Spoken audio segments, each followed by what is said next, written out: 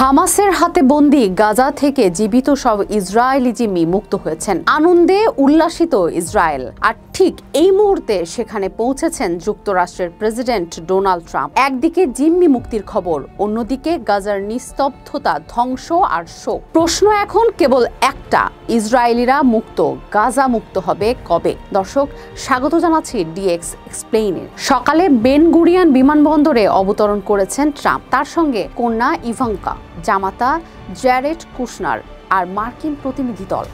ইসরায়েলের প্রধানমন্ত্রী নেতানিয়াহু হাসি মুখে তাকে স্বাগত জানাচ্ছেন। ঠিক সেই সময়ে ইসরায়েলি সেনারা রাফা সীমান্ত দিয়ে জিম্মিদের নিয়ে প্রবেশ করছে দেশে। ইসরায়েলের জন্য এটা এক ঐতিহাসিক মুহূর্ত, মানবিকতা আর কূটনীতির এক মিশ্র ছবি। কিন্তু পর্দার ওপারে এক ভিন্ন গল্প চলছে গাজায়, যেখানে এখনো হাজার হাজার মানুষ গৃহবন্দী।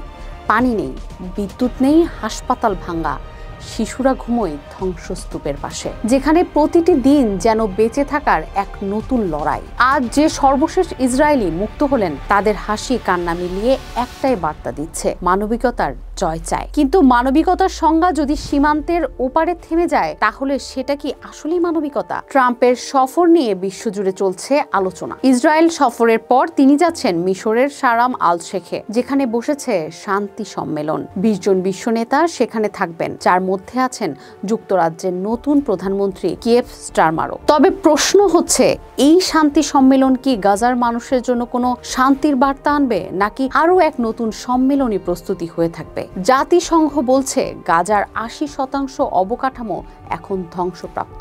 2 মিলিয়নের বেশি মানুষ এখন শরণার্থী শিবিরে, যেখানে প্রতিদিন এক টুকরো রুটি আর একটু নিরাপদ পানি মানে অলৌকিক কিছু। ইসরায়েল আজ বলছে আমরা জিম্মিদের মুক্ত করেছি, কিন্তু গাজা বলছে আমরা এখনো বন্দী। এই বিপরীত বাস্তবতায় আজকের মধ্যপ্রাচ্যের সবচেয়ে বড় ট্র্যাজেডি, যেখানে স্বাধীনতা এক পাশের উৎসব, অন্য পাশের অপেক্ষা। ট্রাম্প এই সফরে আসলে কি বার্তা দিতে চান? ইসরায়েলের পাশে দাঁড়িয়ে নতুন কোনো মধ্যপ্রাচ্য রাজনীতি সাজাচ্ছেন, নাকি সত্যিই শান্তি প্রতিষ্ঠার চেষ্টা করছেন?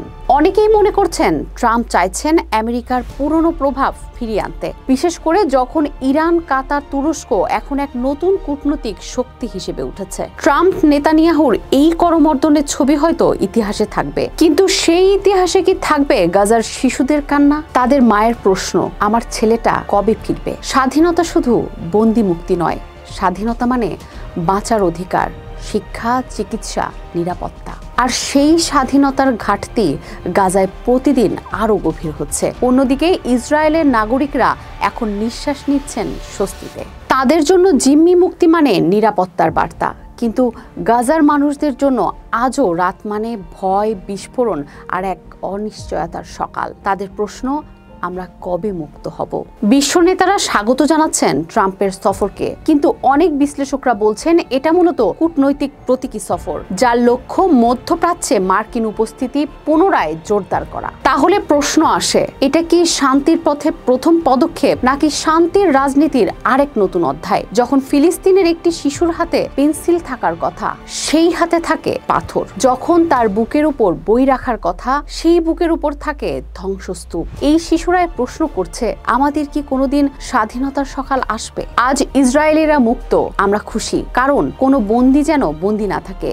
কিন্তু গাজার প্রতিটি মানুষ, প্রতিটি শিশু, প্রতিটি মা যদি এখনো বন্দী থাকে, তাহলে স্বাধীনতার এই উদযাপন অসম্পূর্ণ। তাই আজকের প্রশ্নটা রয়ে যায়, ইসরায়েলিরা মুক্ত, গাজা মুক্ত কবে হবে?